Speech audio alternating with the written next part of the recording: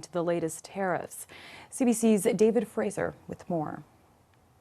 We're going to likely lose those clients just because the pricing becomes really hard for them to justify. This Ottawa company 3D prints tools used by paramedics, doctors, and other professionals, including some south of the border. What this will cause is likely loss of that clientele, and which means that we're not able to provide these tools that help others.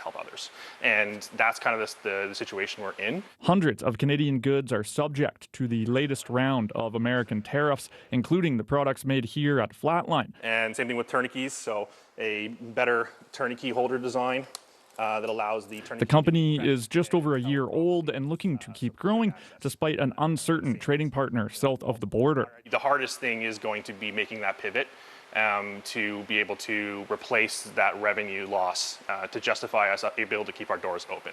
How we go about doing that is going to be kind of